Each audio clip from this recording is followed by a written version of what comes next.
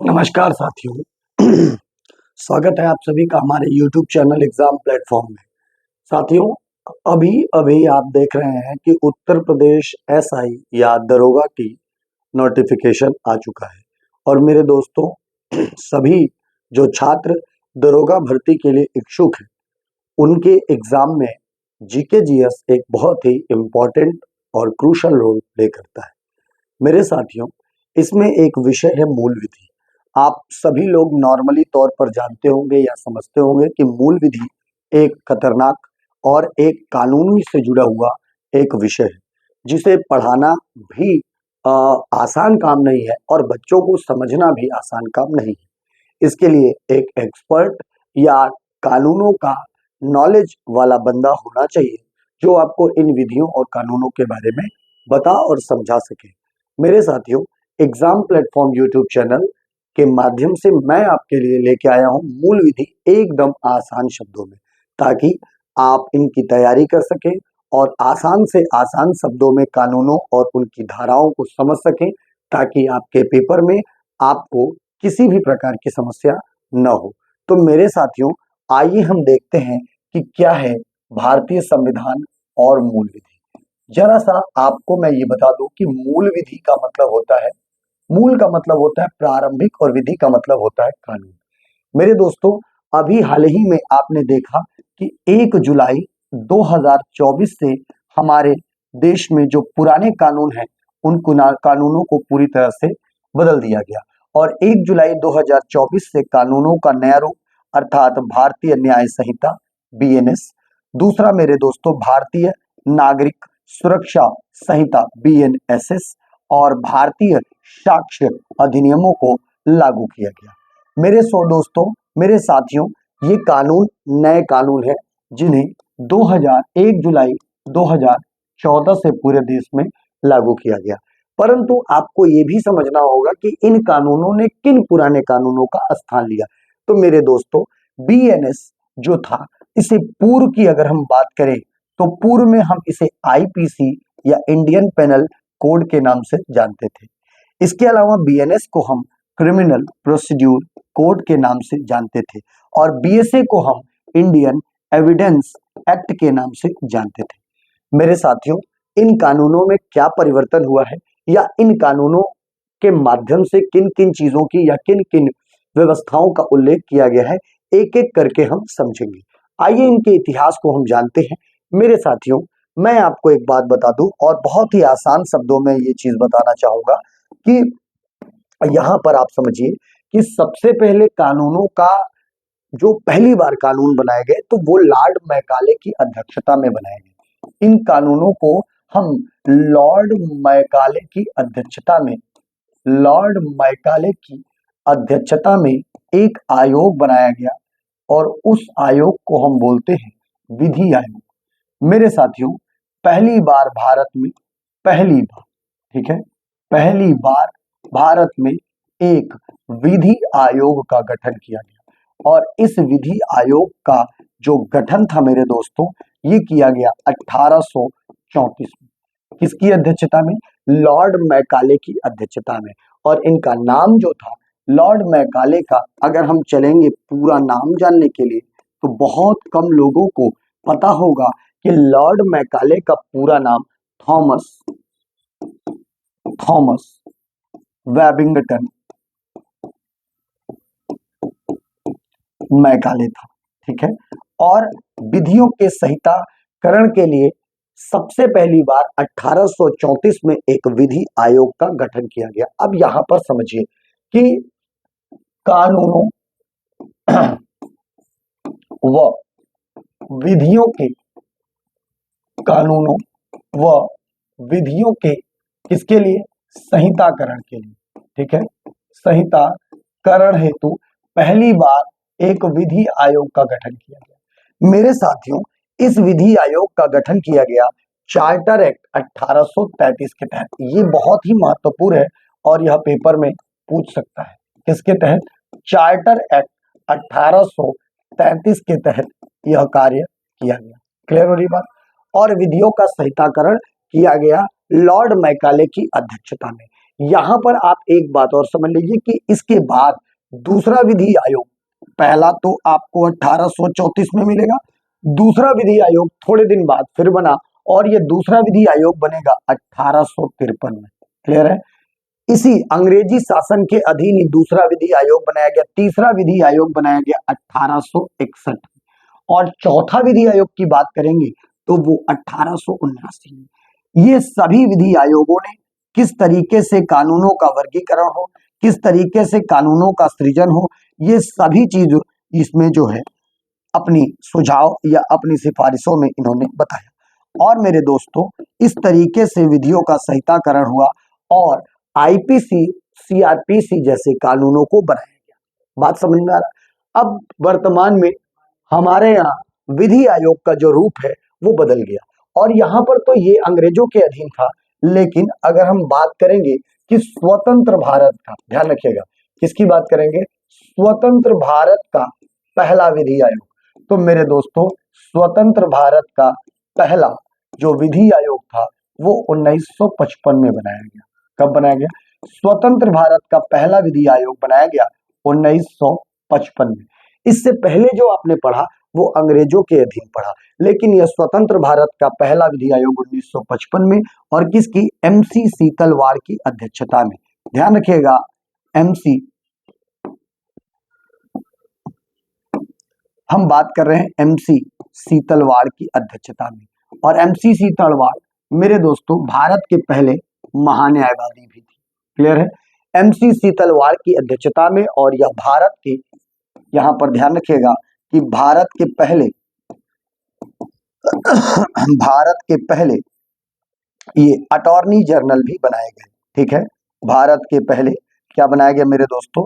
Attorney general भी बनाए गए। अभी तक भारत में कुल 23 विधि आयोग बनाए जा चुके हैं।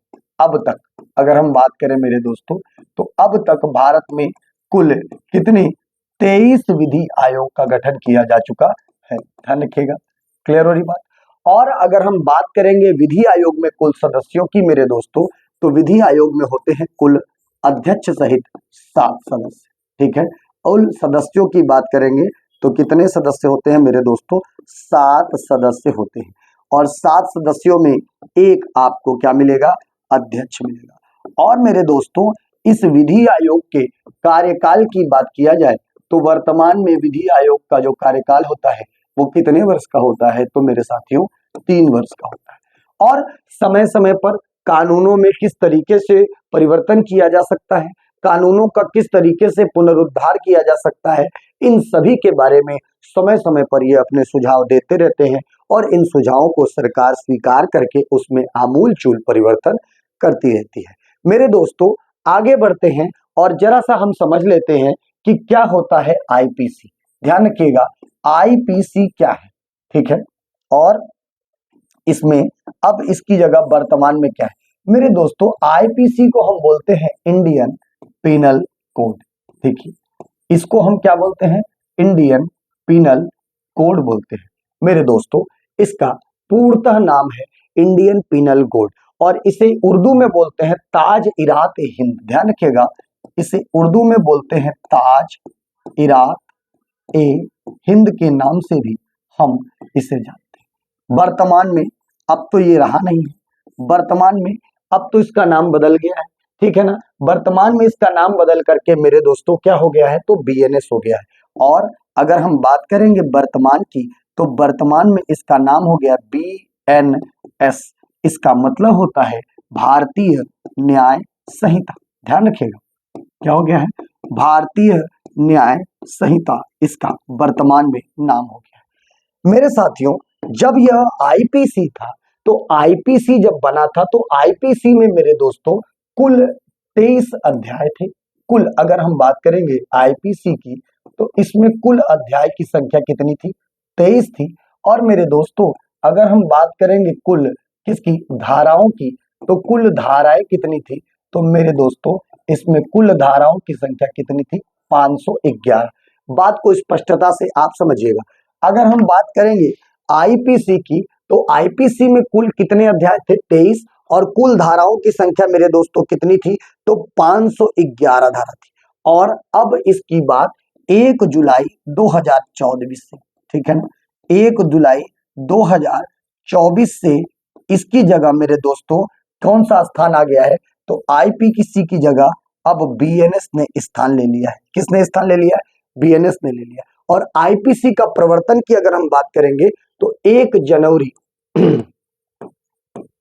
1862 को ये लागू हुआ, अर्थात देश में प्रवर्तन हुआ था। क्लियर हो रही बात? हम किसकी बात कर रहे हैं मेरे दोस्तों? तो इंडियन पेनल कोड की बात कर रहे हैं कि 1 जुलाई। और मेरे दोस्तों ये 1860 का कानून है। कब लागू हुआ था? 1860 में इसके लिए सिफारिश की गई थी और पूरे देश में इसे लागू किया गया या इसे प्रवर्तन में लाया गया। कब? तो मेरे दोस्तों 1 जनवरी 1862 को इसको पूरे देश में क्या किया गया? प्रवर्तन किया गया। किसको मेरे दोस्तों? आईपीसी को। स्पष्ट हो रही है मेरी बात? ध्यान रखिएगा, आईपीसी को 1860 में लाया गया मेरे दोस्तों, और उसके बाद 1 जनवरी 1862 को पूरे देश में इसका मेरे दोस्तों क्या किया गया? परिवर्तन किया गया। क्लियर हो रही बात? और धीमे धीमे ये पूरी प्रक्रिया है 1861 में मैकाले द्वारा प्रस्तुत, ठीक है, और फिर उसे जो है प्रवर्तन करके 1 जनवरी 1862 को पूरे देश में इसको क्या कर दिया गया था मेरे दोस्तों? लागू किया गया था। ठीक है ना।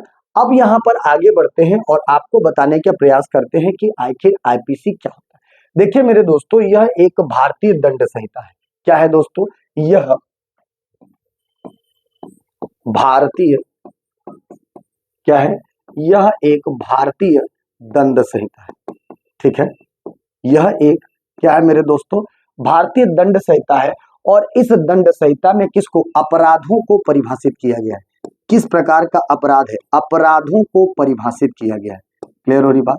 ध्यान रखिएगा, किसको परिभाषित किया गया? अपराधों को परिभाषित किया गया है। ठीक है, क्या किया गया? अपराधों को परिभाषित किया गया है और उनके लिए दंड निर्धारित किया गया है। दंड निर्धारित, क्लियर है? तो आईपीसी और सेम बीएनएस भी है कि क्या है, किया गया है।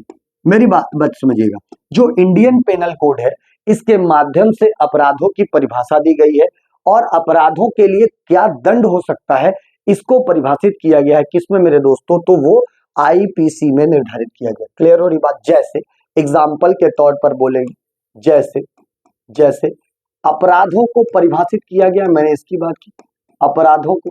तो अपराधों जैसे किसकी मेरे दोस्तों? चोरी। चोरी क्या होती है और चोरी करने पर कैसी चोरी होती है और चोरी करने पर किस प्रकार की आपको सजा दी जाएगी। जैसे हत्या क्या होती है, ठीक है, जैसे बलात्कार क्या होता है, जैसे लूट क्या होती है, जैसे डकैती क्या होती है। ऐसे अपराधों को परिभाषित करने का कार्य किसके माध्यम से किया गया है मेरे दोस्तों? तो आईपीसी के माध्यम से ऐसे अपराधों को परिभाषित करने का कार्य किया गया है। और उन अपराधों के लिए मेरे दोस्तों क्या किया गया है? तो उन अपराधों के लिए मेरे दोस्तों दंड का प्रावधान किया गया है। क्लियर हो रही बात? ध्यान से समझिएगा, ठीक है ना। उन अपराधों के लिए क्या किया गया मेरे दोस्तों? तो दंड का प्रावधान किया गया है। स्पष्ट हो रही बात? अब अगर हम बात करेंगे तो इसमें 511 धाराएं थी। किसमें मेरे दोस्तों? आईपीसी में। और अगर हम बात करेंगे बीएनएस में कुल धाराओं की, तो अब इस बीएनएस में ध्यान रखिएगा, बीएनएस में कुल धारा, ठीक, अगर हम बात करेंगे बीएनएस में कुल धाराओं की तो मेरे दोस्तों 357 धाराएं हैं। ठीक है, कितनी धाराएं हैं? 300 धाराएं। और 358वीं धाराओं को क्या कर दिया गया? निरसित कर दिया गया। क्या किया गया? निरसित। 358 नंबर को, ठीक है। तो इसमें कुल धाराओं की संख्या कितनी है मेरे दोस्तों? तो 357 धाराएं हो गई है। किसमें? आईपीसी में। क्लियर हो रही बात? कोई प्रॉब्लम हो गया बताइएगा, ठीक है ना। अब मेरे दोस्तों इंडियन पेनल कोड का स्थान किसने ले लिया है? बीएनएस ने ले लिया है। और यह क्या करता है? अपराधों को परिभाषित करने का कार्य करता है। अब आगे बढ़ते हैं मेरे दोस्तों, तो आगे बढ़ते हैं तो अब आता है आपका सीआरपीसी। क्या आता है? इसको हमने बोलते हैं क्रिमिनल प्रोसीड्यूर कोड। ठीक है,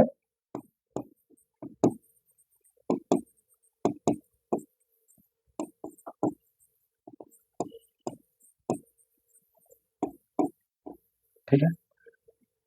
देखिए ये आपराधिक प्रक्रिया संहिता है, ये इसे हम कहते हैं क्या मेरे दोस्तों? सीपीसी। और ये इसकी इसकी अगर हम बात करेंगे मेरे दोस्तों, तो ये जो क्या कहते हैं आपका सीआरपीसी है, इसका स्थान ले लिया है बीएनएसएस ने। अब ठीक है, इसका स्थान किसने ले लिया? इसको हम बोलते हैं भारतीय नागरिक सुरक्षा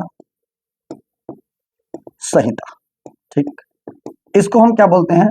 भारतीय नागरिक सुरक्षा संहिता। और यह भी मेरे दोस्तों अगर हम बात करेंगे तो 1 जुलाई 2024 को लागू हुआ है।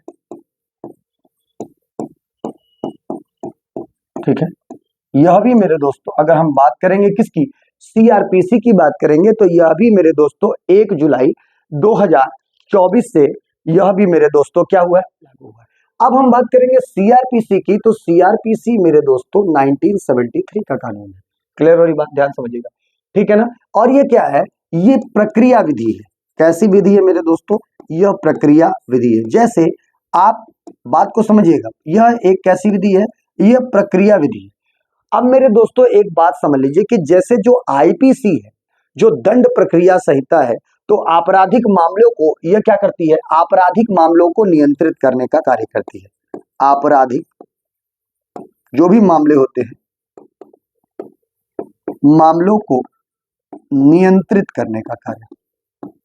ठीक है, आपराधिक मामलों को नियंत्रित करने का कार्य, और जो प्रक्रिया होती है उसको संचालित करने का कार्य करती है। इसमें जैसे जैसे हम सीआरपीसी की अगर बात करेंगे तो इसमें क्या मिलेगा?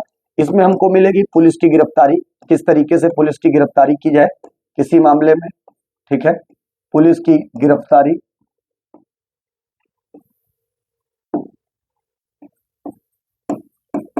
इसमें जांच अगर हम बात करेंगे, ठीक है, पुलिस की गिरफ्तारी हो गई, जांच हो गई, विवेचना हो गया, अदालत में प्रस्तुत करने की प्रक्रिया विवेचना, अदालत में प्रस्तुतिकरण,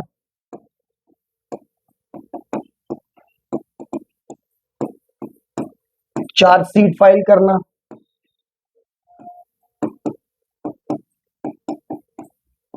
चार्जशीट फाइल करना आदि मेरे दोस्तों, यह सब जैसे कि किसी भी अपराध को किसी व्यक्ति ने कर दिया है तो उस अपराध में मुजरिम को पकड़ने से लेकर के अदालत में पेश करने से लेकर के चार्जशीट फाइल करने तक की जो समस्त प्रक्रिया होती है मेरे दोस्तों, उसका संचालन किसमें किया जाता है? सीआरपीसी में किया जाता है। क्लियर है? तो हम इसीलिए कहते हैं कि यह एक प्रकार की क्या है? प्रक्रिया विधि है। यह एक प्रकार का प्रक्रियात्मक कानून है जो आपराधिक मामलों को कैसे आगे बढ़ाया जाए, ठीक है ना, आपराधिक मामलों को, आपराधिक मामलों को कैसे आगे बढ़ाया जाए, इसके लिए यह बताता है। ठीक है, आपराधिक मामलों को किस तरीके से प्रक्रिया के रूप में आगे बढ़ाया जाए मेरे दोस्तों, वो कौन बताता है? तो वो आपको बताता है कौन मेरे दोस्तों? तो सीआरपीसी। क्लियर हो रही बात? और अब सीआरपीसी के स्थान पर आपको क्या मिलेगा दोस्तों? तो बीएनएसएस मिलेगा। क्लियर हो रही बात? और बीएनएसएस की अगर हम बात करेंगे मेरे दोस्तों, तो इसमें कुल 531 धाराएं, पहले सीआरपीसी की अगर हम बात करेंगे तो इसमें जो है क्या कर दिया गया? तो 531 धाराओं इसमें लाया गया। कितनी धाराएं लाई? 531 धाराएं। किसमें मेरे दोस्तों? तो भारतीय नागरिक संहिता की अगर हम बात करेंगे मेरे दोस्तों, तो भारतीय नागरिक संहिता में, भारतीय नागरिक सुरक्षा संहिता की बात करेंगे तो कुल इसमें 531 धाराएं। इसमें मेरे दोस्तों 177 प्रावधानों में क्या किया गया? संशोधन। 177 प्रावधानों में क्या कर दिया गया है? 177 प्रावधानों में मेरे दोस्तों क्या कर दिया गया? संशोधन किया गया। 14 धाराओं को हटा दिया गया है। 14 महत्वपूर्ण जो पुरानी धाराएं थी, 14 धाराओं को हटा दिया गया है।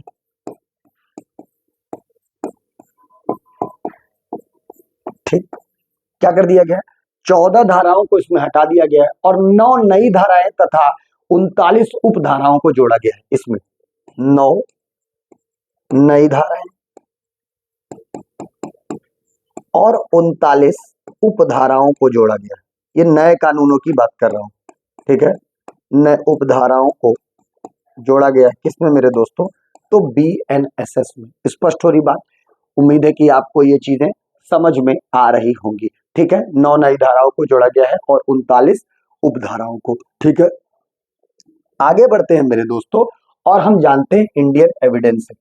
तो पहले आता था भारतीय साक्ष्य अधिनियम, ठीक।